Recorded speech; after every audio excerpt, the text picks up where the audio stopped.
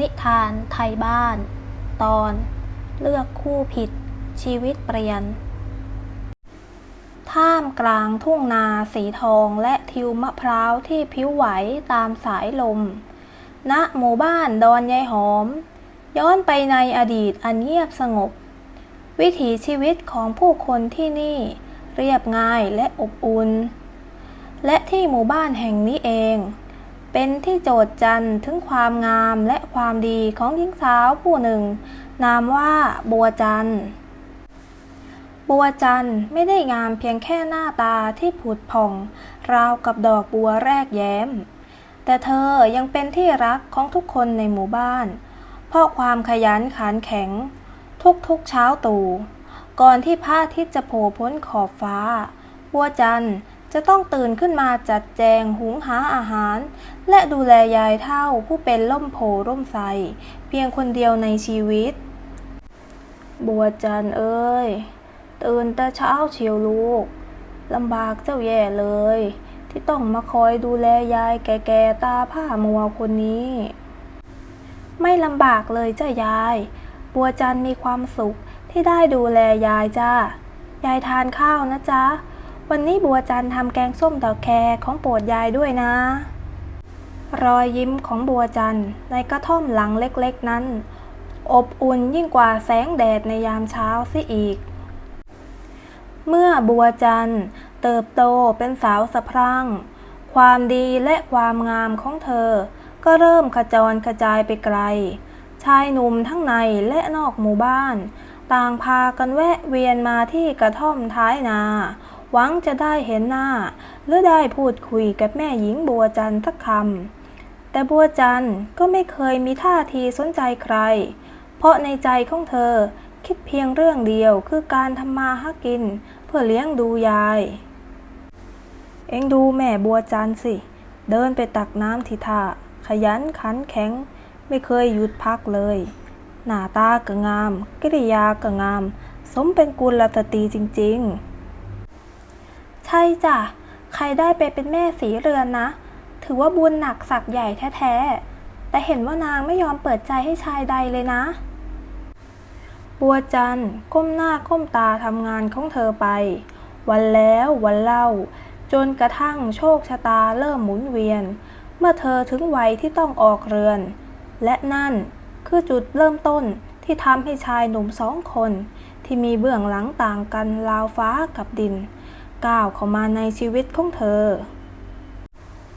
ชายคนแรกที่เข้ามาผูกพันในชีวิตของบัวจันทร์คือกล้านายพรานหนุ่มจากท้ายหมู่บ้านกล้าเป็นคนรูปร่างกำยำใบหน้าคมเข้ม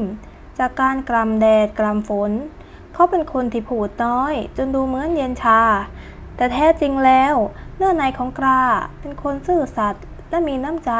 โอบอ้อมอารีอย่างยิ่งเขากลัวว่าบัวจันทร์จะเหนื่อยจึงมักจะแอบมาช่วยงานที่กระท่อมเสมอแม่บัวจันทร์ฟืนพวกนี้ข้าผ่าไว้ให้แล้วนะแล้วนี่ก็ผักปลากับเนื้อเก้งข้าเอามาฝากยายพี่กล้าฉันเกรงใจเหลือเกินพี่เอาของพวกนี้ไปขายที่ตลาดเถอะนะจะได้มีเงินเก็บขอบน้ำใจพี่มากนะที่มาช่วยงานซ้ำยังเอาของมาฝากอีกไม่เป็นไรหรอกแม่บัวจันทร์เงินทองข้าหาเมื่อไหร่ก็ได้แต่เห็นยายไม่สบายข้าก็อยากให้ยายได้กินของดีๆข้าขอตัวก่อนนะยายเฒ่าที่นั่งอยู่บนแคร่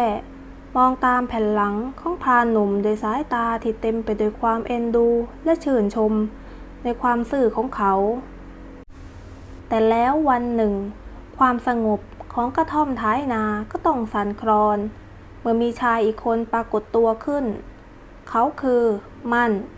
บุตรชายของเศรษฐีจากหมู่บ้านดอนเสือมันเป็นชายหนุ่มรูปงามแต่งกายด้วยผ้าไหมเนื้อดีพูดจาฉะฉานอ่อนหวานและรู้ใจผู้หญิงเป็นที่สุดเขาเดินทางมาพร้อมกับของกำนันมากมายเพื่อมาขายขนมจีบให้แม่บัวจันทร์แม่บัวจันทร์จ๋าพี่เดินทางมาตั้งไกลพอได้เห็นหน้าเจ้าความเหนื่อยก็หายไปเป็นปิดทิ้งเลยนะจ๊ะดูสิพี่ซื้อผ้าสบายพื้นงามจากในเมืองมาฝากเจ้าด้วย เหมาะกับผิวผุดพองของเจ้าเหลือเกินอุ้ยคุณมั่นของมีค่าขนาดนี้บัวจันไม่กล้ารับไว้หรอกจ้าบัวจันเป็นแค่ลูกชาวบ้านธรรมดาฮ่าฮ่าฮ่าฮ่าโธ่อย่าเรียกคุณมั่นเลยจ้าเรียกพี่มั่นเถอะสำหรับแม่บัวจันแล้วต่อให้ต้องหาดาวหาเดือนมาให้พี่ก็ยินดีถ้าแต่งงานกับพี่ไปเจ้ากับยายจะไม่ต้องลำบากตากแดดตากลมแบบนี้อีกเลยนะพี่สัญญาคำหวานและท่าทีอันภูมิฐานของมั่นเริ่มทำให้หัวใจดวงน้อยของบัวจันทร์สั่นคลอนเสียแล้วหลังจากวันนั้นทั้งกล้าและมันต่างก็แวะเวียนมาหาบัวจันทร์ไม่ขาดสายบัวจันทร์เริ่มนำชายทั้งสองมาเปรียบเทียบกันในใจยายเฒ่าผู้ผ่านโลกมามากมองเห็นความสับสนในแววตาของหลานสาวจึงเรียกบัวจันทร์เข้ามานั่งไกลๆในค่ำคืนหนึ่งบัวจันทร์เอ้ยเจ้ากำลังคิดจะเลือกคู่ครองใช่ไหมลูกย่าอยากจะเตือนเจ้าไว้นะการเลือกคู่ครองน่ะอย่าดูเพียงรูปกายภายนอกหรือถ้อยคำหวานหูที่เขาเอามาหล่อเลยนะลูกแต่พี่มั่นเขาดูร่ำรวยและรักบัวจันทร์มากนะจ๊ะยายเขาบอกว่าถ้าบัวจันทร์แต่งงานกับเขายายก็จะสบายไปด้วยท้องคำนะถ้าลูกนอกมันสุกใสแต่ข้างในเป็นตะกัวมันก็ไม่มีค่าอะไรหรอกลูกให้ดูที่การกระทำและความยากลำบากดูพาดกาสิเขาไม่มีคำหวานแต่เขาพร้อมจะเหนื่อยยากเพื่อเราเสมอ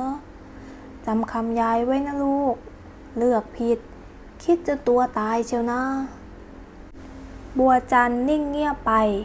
คำเตือนของยายก้องในหัวแต่ในใจของเธอกลับยังคงหลงไหลในภาพความสบายที่นายมันหยิบยื่นให้คำเตือนของยายเฒ่ายังคงวนเวียนอยู่ในหัวของบัวจันทร์แต่ทว่าภาพความลำบากในทุกวันทั้งแดดที่แผดเผาทิวนาที่ต้องหลังคดหลังแข็งและความยากจนที่ทำให้ยายไม่มีแม้แต่ยารักษาโรคยามเจ็บป่วยมันช่างเป็นภาพที่เธอนึกกลัวจับใจเมื่อนายมันทรงเฒ่าแก่มาทาบทามสู่ขออย่างเป็นทางการบัวจันทร์จึงตัดสินใจเลือกทางเดินที่เธอคิดว่าจะสบายที่สุดยายจ๋าบัวจันทร์ตัดสินใจแล้วจ้าบัวจันทร์จะแต่งงานกับพี่มั่นบัวจันทร์ไม่อยากให้ยายต้องนอนป่วยบนแคร่ไม้เก่าๆแบบนี้อีกแล้วพี่มั่นเขาเป็นคนรวยเขาคงดูแลเราได้บัวจันทร์เอ้ยยายห้ามเจ้าไม่ได้หรอกในเมื่อเจ้าเลือกแล้วยายก็คงได้แต่ภาวนาขอให้สิ่งที่เจ้าคิดมันเป็นความจริงขออย่าให้เจ้าต้องเสียใจภายหลังเลยนะลูกน้ำตาของยายเฒ่าไหลรินในความมืดบัวจันทร์ได้แต่ก้มกราบเท้าผู้เป็นยายโดยหารู้ไม่ว่าเธอกำลังก้าวขาเข้าสู่กรงขังที่เคลือบโดยทองคำข่าวการมั่นหมายระหว่างบัวจันทร์กับนายมั่นบุตรเศรษฐีขจรกระจายไปทั่วหมู่บ้านอย่างรวดเร็วข่าวนั้นสะเทือนไปถึงกระท่อมท้ายนาของพรานกล้าชายหนุ่มผู้ซื่อสัตย์รีบเดินมาที่กระท่อมของบัวจันทร์เป็นครั้งสุดท้ายในมือของเขาไม่มีทองมันมีเพียงยาสมุนไพรต้มสำหรับยายเฒ่าและหัวใจที่แตกสลายแม่บัวจันทร์ข้าได้ยินข่าวแล้วนะยินดีด้วยนะจ๊ะที่เจ้าจะได้สบายเสียทีต่อไปนี้เจ้าคงไม่ต้องลำบากตรากตรำทำงานหนักอีกแล้วพี่กล้าฉันขอบน้ำใจพี่มากนะสำหรับทุกสิ่งทุกอย่างที่พี่เคยช่วยเหลือฉันกับยายมาตลอดพี่เป็นคนดีนะพี่กล้าพี่ต้องเจอคนที่ดีกว่าฉันแน่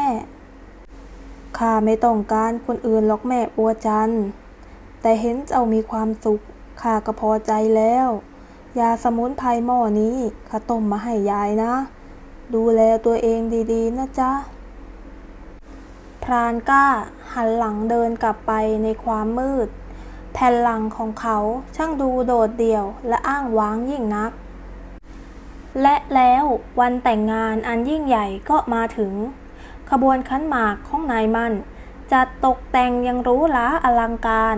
มีเงินทองสินสอดกองโตจนชาวบ้านต่างพากันตาโตด้วยความอิจฉาบัวจันทร์ในชุดไทยงดงามราวนางฟ้าบนสวงสวรรค์ทว่าในแววตาของเธอกลับไม่มีร่องรอยความสุขที่แท้จริงเลยฮ่าฮ่าเห็นไหมจ๊ะแม่บัวจันทร์พี่บอกแล้วว่าพี่จะจัดงานให้ยิ่งใหญ่ที่สุดในตำบลเลยเงินทองพวกนี้เป็นของเจ้าแล้วนะต่อไปนี้เจ้าคือเมียของนายมั่นลูกเศรษฐีดอนเสือจ้าพี่มั่นบัวจันทร์ขอบคุณพี่มากนะจ๊ะที่ให้เกียรติบัวจันทร์ขนาดนี้บัวจันทร์จะตั้งใจเป็นแม่ศรีเรือนที่ดีจ้ะในขณะที่ผู้คนรอบข้างพากันลื่นเริงยายเฒ่ากับนั่งนิ่งในมุมหนึ่งของชานเรือนสายตาที่ผ้ามัวจับจ้องไปที่หลานสาวด้วยความวิตกกังวลสัญชาตญาณของผู้ผ่านร้อนผ่านหนาวบอกยายว่าพายุใหญ่กำลังจะมาหลังเสร็จสิ้นพิธีแต่งงานบัวจันทร์และยายเฒ่าต้องย้ายเข้ามาอยู่ในเรือนหลังใหญ่ของนายมั่นแต่ความจริงไม่ได้สวยงามอย่างที่คิดเงินทองสินสอดที่เคยเห็นในงานแต่งงานกลับถูกนายมั่นยึดไปจนหมดซ้ำร้ายพ่อแม่ของนายมั่นก็ไม่ได้ต้อนรับเธอด้วยความเต็มใจและผ่านไปเพียงไม่กี่สัปดาห์สันดานดิบของนายมั่นก็เริ่มปรากฏบัวจันทร์มัวทำอะไรอยู่ฮะข้าวปลากับแกล้มทำไมยังไม่เสร็จรู้ไหมว่ากูเหนื่อยขนาดไหนไปค้นเงินจากพ่อมาตั้งเยอะแยะเพื่อมาแต่งงานกับมึงเนี่ยพี่มั่นจ๋าบัวจันทร์กำลังรีบทำอยู่จ้าพี่ดื่มเหล้ามามากแล้วนะจ๊ะไปนอนพักผ่อนก่อนเถอะจ้าอย่ามาฟังกูมึงมันแค่ลูกชาวบ้านจนๆที่กูชุบเลี้ยงขึ้นมาอย่ามาทำเป็นปากดีสอนกูนะบัวจันทร์น้ำตาร่วงรินด้วยความตกใจหล่อนไม่เคยเห็นนายมั่นในมุมที่เกี้ยวกราดและหยาบคายเช่นนี้มาก่อนเลยในชีวิตวันเวลาผ่านไปชีวิตของบัวจันทร์ในเรือนเศรษฐีกับย่ำแย่ยิ่งกว่าตอนอยู่กระท่อมท้ายนาซะอีกนายมั่นไม่เคยออกไปทำมาหากินวันๆเอาแต่ดื่มเหล้าสรรหาเพื่อนฝูงมาเล่นการพนันจนดึกดื่นข้ามคืนเงินทองที่เคยมีเริ่มล่อยหลอบัวจันทร์ต้องกลายเป็นคนรับใช้ในบ้านคอยรองรับอารมณ์ฉุนเฉียวของสามีและที่เจ็บปวดที่สุดคือนายมั่นเริ่มพานไปถึงยายของเธอยายของมึงน่ะวันเอาแต่นอนไอคอกแคกเป็นภาระเปลืองข้าวเปลืองน้ำบ้านกูจริงๆถ้ารู้ว่าแต่งงานกับมึงแล้วต้องมาเลี้ยงคนแก่ใกล้ตายแบบนี้กูไม่เอามาให้เปลืองเงินหรอก พี่มั่นบัวจันทร์ยอมทำทุกอย่างยอมเหนื่อยยอมโดนพี่ด่าแต่อย่ามาว่ายายเลยนะจ๊ะยายไม่รู้เรื่องอะไรด้วยเลย บัวจันทร์กอดรัดยายเฒ่าไว้แน่นในอ้อมแขนความจริงอันโหดร้ายประจักษ์แก่ใจแล้วว่าชายรูปงามผู้ร่ำรวยที่เธอเลือกแท้จริงแล้วคืออสูรกายในคราบมนุษย์บัวจันทร์นึกถึงคำเตือนของยายวันนั้นแต่ทุกอย่างมันก็สายไปเสียแล้วยิ่งนานวันผีพนันก็ยิ่งเข้าสิงจิตใจของนายมันจนถอนตัวไม่ขึ้นเขาไม่สนใจเสียงทัดทานหรือน้ำตาของบัวจันทร์เลยสักนิดบัดนี้ทรัพย์สินเงินทองที่หยิบยืมมาจากพ่อแม่เริ่มหมดลงนายมันแอบขโมยเครื่องประดับชิ้นสุดท้ายของบัวจันทร์ที่เก็บสะสมมาตั้งแต่ก่อนแต่งงานเพื่อนำไปปรนเปรอให้กับวงไฮโลท้ายหมู่บ้านอีกตาเดียวเท่านั้นตาประเดี๋ยวนี้กูต้องได้คืนแน่ๆแทงตำแทงหมดหน้าตักเลยโว้ยเสียใจด้วยนะนายมันแต้มออกสูงเงินหมดแล้วนะจ๊ะนายมันอ้าวข้าพเจ้าขอริบทองเส้นนี้แล้วนะ โธ่โว้ยดวงซวยอะไรขนาดนี้วะฝากไว้ก่อนเถอะพรุ่งนี้กูจะเอาเงินก้อนโตมาถอนทุนคืนให้ได้ นายมั่นเดินโซซัดโซเซออกมาจากบ่อนด้วยความโกรธแค้นและหน้ามืดตามัวความคิดชั่วร้ายเริ่มผุดขึ้นมาในหัวสมองของเขาเพื่อหาเงินมาต่อทุนพนันในที่สุดสิ่งที่บัวจันทร์หวาดกลัวที่สุดก็มาถึงเมื่อนายมั่นไม่มีเงินไปจ่ายหนี้พนันที่พอกพูนราวกับหางหมูในเช้าวันหนึ่งชายชะกันหน้าตาทะมึงถึง3 คนบุกเข้ามาถึงเรือนหลังใหญ่พวกมันไม่พูดพร่ำทำเพลงลงมือทำลายข้าวของเพื่อข่มขู่ไอ้มั่นมึงมุดหัวอยู่ที่ไหนออกมาเดี๋ยวนี้นี่พนัน3 ชั่งที่มึงผัดวันประกันพรุ่งมาเป็นเดือนวันนี้มึงต้องจ่ายไม่อย่างนั้นกูจะเผาเรือนนี้ให้วอดวายพวกพี่จ๋าได้โปรดเถอะจ้าพี่มั่นเขาไม่อยู่บ้านหรอกจ้าอย่าทำอะไรพวกเราเลยเงินทองในบ้านก็ไม่มีเหลือแล้วจริงๆจ้าเงินไม่มีงั้นหรือแต่นึกไม่ถึงเลยนะว่าไอ้มันจะมีเมียสวยขนาดนี้ถ้าไม่มีเงินจ่ายจริงๆพวกมึง2 คนยายหลานเดือดร้อนแน่บัวจันทร์ตัวสั่นเทาด้วยความหวาดกลัวหล่อนรู้ดีว่าภัยพิบัติครั้งใหญ่กำลังจะมาถึงชีวิตของเธอแล้วตกกลางดึกนายมั่นแอบย่องกลับมาที่บ้านในสภาพสะบักสะบอมเพราะถูกดักทำร้ายระหว่างทางบัวจันทร์รีบเข้ามาดูด้วยความห่วงใยตามภาษาภรรยาแต่นายมั่นกลับไม่ได้สาบซึ้งเลยสักนิดแววตาของเขาบัดนี้แห้งผากและเต็มไปด้วยความเจ้าเล่ห์ชั่วร้ายเขาจับข้อมือของบัวจันทร์ไว้แน่นบัวจันทร์เจ้ารักพี่ไหมเจ้าช่วยพี่นะไม่อย่างนั้นไอ้พวกนักเลงมันฆ่าพี่ตายแน่ๆบัวจันทร์อยากช่วยจ้าพี่มั่นแต่เราจะทำอย่างไรเราไม่มีเงินเหลือแล้วแล้วบัวจันทร์จะทำอย่างไรจ๊ะมีสิเจ้าช่วยพี่ได้มีเศรษฐีใหญ่ในเมืองเขาชอบพอในตัวเจ้าเขาบอกว่าถ้าพี่ยอมยกเจ้าไปให้เป็นคนรับใช้ข้างกายเขาจะยกหนี้ทั้งหมดให้พี่ทันทีแถมจะให้เงินก้อนโตให้พี่ตั้งตัวด้วยนะจ๊ะพี่มั่นพี่จะขายฉันกินหรือฉันเป็นเมียพี่นะพี่ทำแบบนี้กับฉันได้อย่างไรไม่นะฉันไม่ไปเด็ดขาดบัวจันทร์พยายามสะบัดมือหนีด้วยความขยักขยงแต่แรงของผู้หญิงหรือจะสู้แรงของผู้ชายที่ผีพนันเข้าสิงนายมั่นไม่ฟังเสียงอ้อนวอนข้ามคืนนั้นพายุฝนตกลงมาอย่างหนักราวกับฟ้าจะถล่มทลายนายมั่นชุดกระชากลากถูบัวจันทร์ออกจากเรือนเพื่อเดินทางเข้าเมืองท่ามกลางสายฝนที่สาดซัดยายเฒ่าที่นอนป่วยพยายามคลานลงมาจากแค่ไม้มาชุดลังขาในมั่นไว้แต่กลับถูกสะบัดยังไม่ใยดีไอ้มั่นมึงปล่อยหลานกูนะมึงอย่าทำบาปทำกรรมขนาดนี้เลยบัวจันทร์ลูกแม่ยายจ๋ายายพี่มั่นปล่อยฉันไปเถอะฉันกราบแล้วพี่มั่นปล่อยฉันไปอยู่กับยายเถอะหุบปากทั้งคนแก่ทั้งคนสาว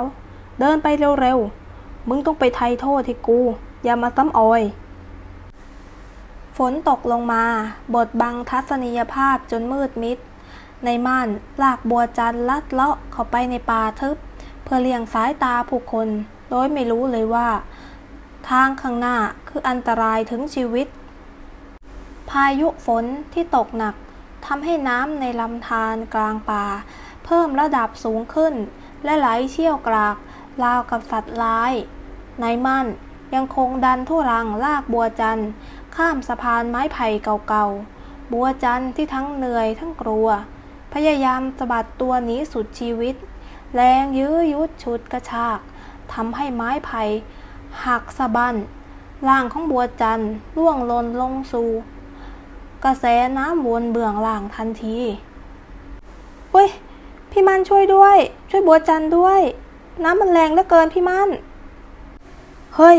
บัวจันทร์โถเว้ยน้ำเชี่ยวขนาดนี้คืนกูกระโดดลงไปช่วยกูก็ตายเปล่านะสิใครจะอยู่ก็อยู่กูหนีก่อนละเว้ยนายมั่น ยืนมองขวัญเสียอยู่ครู่ใหญ่ความเห็นแก่ตัวทำให้เขาตัดสินใจหันหลังวิ่งหนีหายไปในความมืดทิ้งให้ภรรยาของตนเองลอยคอจมดิ่งลงสู่ก้นบึ้งของแม่น้ำที่บ่าครั่งเพียงลำพังร่างของบัวจันทร์จมดิ่งและลอยคอไปตามกระแสน้ำที่เชี่ยวกรากหล่อนหมดแรงและคิดว่าชีวิตนี้คงต้องไปจบลงที่ก้นบึงลำธารเสียแล้วแต่ในนาทีที่ลมหายใจสุดท้ายกำลังจะหมดลงมีอ้อมแขนอันทรงพลังแกร่งกล้ากระโดดฝ่ากระแสน้ำเข้ามาโอบอุ้มร่างของเธอไว้ชายผู้นั้นคือพรานกล้าที่แอบติดตามมาด้วยความห่วงใยตั้งแต่นายมันฉุดกระชากเธอออกมาจากบ้านแม่บัวจันทร์แม่บัวจันทร์ฟื้นสิจ๊ะแข็งใจไว้ก่อนนะข้าอยู่นี่แล้วพี่กล้าอยู่นี่แล้วจ้าพี่กล้าจริงๆหรือจ๊ะช่วยยายด้วยจ้ะพี่กล้ายายยังอยู่ที่เรือนไม่ต้องห่วงนะแม่บัวจันทร์จะปลอดภัยแล้วนอนพักเถอะนะข้าจะพาเจ้าและไปช่วยยายเดี๋ยวนี้พรานกล้าอุ้มบัวจันทร์ที่หมดสติขึ้นฝั่งอย่างปลอดภัยแววตาของเขาเต็มไปด้วยความห่วงหาอาทรอย่างที่สุดผิดกับชายใจชั่วที่ทอดทิ้งเธอไปราวนรกกับสวรรค์พรานกล้าไม่รอช้าเขาฝ่าสายฝนกลับไปที่เรือนของนายมั่นและอุ้มยายเฒ่าที่นอนร้องไห้จนหมดแรงกลับมารักษาดูแลที่กระท่อมท้ายนาของตนเองยามเช้าวันใหม่มาถึงแสงแดดอุ่นๆส่องกระทบใบหน้าของยายจันทร์เธอลืมตาขึ้นมาพบว่าตัวเองนอนอยู่บนกองฟูกเก่าๆแต่สะอาดโดยมียายเฒ่านั่งลูบหัวเธออยู่ข้างๆบัวจันทร์ลูกแม่เจ้าฟื้นแล้วยายคิดว่าจะไม่ได้เจอหน้าเจ้าอีกแล้วในชาตินี้บุญของเจ้าแท้ๆที่พรานกล้าเข้าไปช่วยไว้ทันยายจ๋าบัวจันทร์ขอโทษบัวจันทร์ผิดไปแล้วบัวจันทร์ไม่เชื่อคำยายพี่มั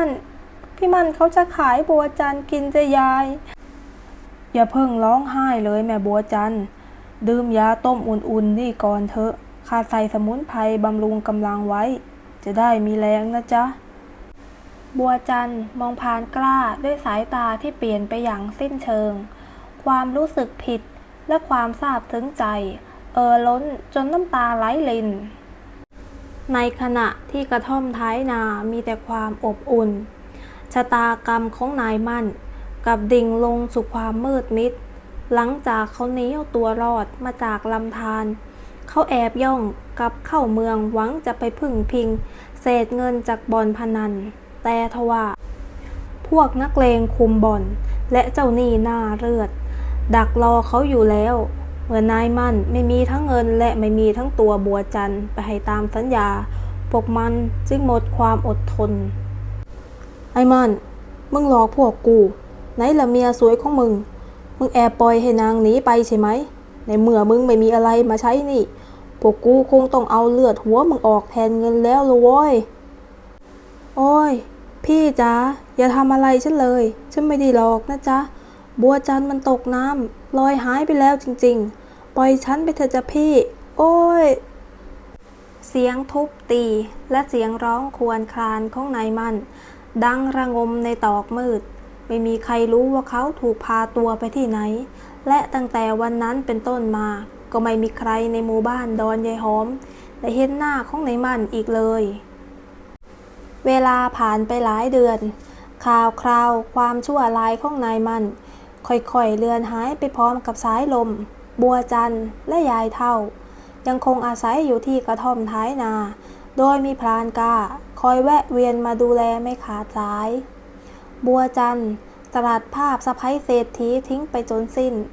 หล่อนกลับมาเป็นบัวจันทร์คนเดิมที่ขยันขันแข็งและเริ่มช่วยกล้าทำไร่ทำสวนผสมผสานรอบๆกระท่อมพี่กล้าจ๊ะ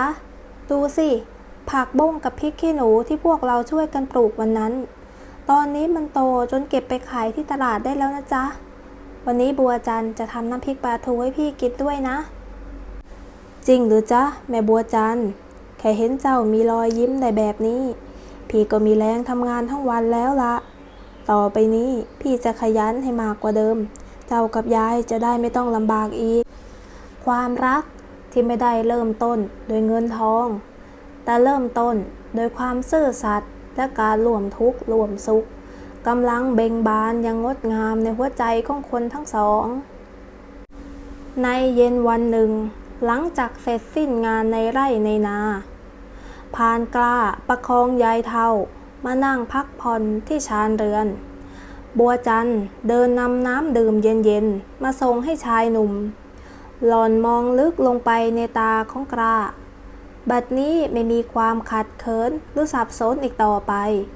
มีเพียงความเคารพรักและเชื่อมั่นในตัวผู้ชายคนนี้อย่างเต็มหัวใจกล้าเอ้ยยายต้องขอบใจเจ้าจริงๆนะถ้าไม่ได้เจ้ายายกับบัวจันทร์ก็คงไม่มีชีวิตรอดมานั่งคุยกันตรงนี้ยายเห็นความดีของเจ้ามาตลอดยายอยากจะฝากบัวจันทร์ให้เจ้าช่วยดูแลต่อไปได้ไหมลูกยายจ๋าข้าสัญญากับฟ้ากับดินเลยจ้ะว่าข้าจะรักและดูแลแม่บัวจันทร์ด้วยชีวิตของข้าจะไม่ยอมให้นางต้องหลั่งน้ำตาเพราะความทุกข์ใจอีกเด็ดขาดจ้ะขอบคุณนะจ๊ะพี่กล้าบัวจันทร์รู้แล้วว่าเงินทองมันไม่สำคัญเท่ากับหัวใจที่ซื่อสัตย์ของพี่เลยจ้ะบรรยากาศค่ำคืนนั้นอบอวลไปด้วยความรักที่แท้จริงบาดแผลในอดีตของบัวจันทร์ได้รับการเยียวยาโดยรักแท้ของพรานหนุ่มผู้ยากจนเรียบร้อยแล้วเพื่อให้ถูกต้องตามจารีตประเพณีและเป็นเกียรติแก่บัวจันทร์ยายเฒ่าพร้อมด้วยผู้ใหญ่ที่เคารพในหมู่บ้านจึงได้จัดพิธีผูกข้อไม้ข้อมืออย่างเรียบง่ายขึ้นที่กระท่อมท้ายนางานแต่งงานครั้งนี้ไม่มีสินสอดทองมั่นกองโตไม่มีขบวนแห่หรูหราอลังการมีเพียงฝ้ายผูกแขนที่สีขาวบริสุทธิ์และรอยยิ้มที่มาจากความยินดีของชาวบ้านดอนยายหอมกล้าเอ้ยบัวจันทร์เอ้ยขอให้พวกเจ้าทั้งสองถือไม้เท้ายอดทองกระบองยอดเพชรนะลูกร่วมทุกข์ร่วมสุขขยันขันแข็งมีอะไรก็ค่อยที่ค่อยอาศัยกันไปความดีจะคุ้มครองพวกเจ้าจ้าพ่อผู้ใหญ่ข้าจะจำคำสั่งสอนไว้ข้าจะดูแลแม่บัวจันทร์ให้ดีที่สุดจ้าบัวจันทร์ขอบคุณทุกคนมากนะจ๊ะบัวจันทร์รู้แล้วจ้าว่าความสุขที่แท้จริงไม่ได้อยู่ที่ข้าวของเงินทองแต่อยู่ที่บ้านที่อบอุ่นและคนที่รักเราจริงสายสิญจน์ที่ผูกโยงข้อมือของทั้งสองคนบัดนี้ได้ผูกพันหัวใจสองดวงเข้าด้วยกันอย่างแน่นแฟ้นไม่มีสิ่งใดทำลายได้อีกต่อไปหลังจากแต่งงานกันทั้งกล้าและบัวจันทร์ก็ช่วยกันทำมาหากินอย่างไม่รู้เหน็ดเหนื่อยกล้าเลิกเข้าป่าล่าสัตว์ใหญ่เพราะไม่อยากสร้างบาปกรรมเขาหันมาปรับพื้นที่รอบกระท่อมทำเกษตรผสมผสานขุดบ่อเลี้ยงปลาปลูกผักสวนครัวส่วนบัวจันทร์ก็ตื่นเช้ามาเก็บพืชผักไปขายและทำขนมไทยโบราณไปส่งในตลาดความขยันและซื่อสัตย์ทำให้ชีวิตของพวกเขาเปลี่ยนไปอย่างรวดเร็วแม่บัวจันทร์ดูสิปลาในบ่อที่เราปล่อยไว้โตเต็มที่แล้วนะพรุ่งนี้พี่จะจับไปขายในเมืองเงินที่ได้มา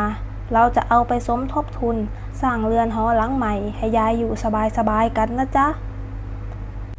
จ้าพี่กล้าบัวจันทร์ก็เก็บเงินจากการขายขนมได้ก้อนหนึ่งแล้วขอบน้ำใจพี่กล้ามากนะจ๊ะที่เหนื่อยเพื่อครอบครัวเราขนาดนี้จากกระท่อมไม้ไผ่สุดโทรมบัดนี้รอบบ้านเต็มไปด้วยพืชผลเขียวขจีสะท้อนให้เห็นว่า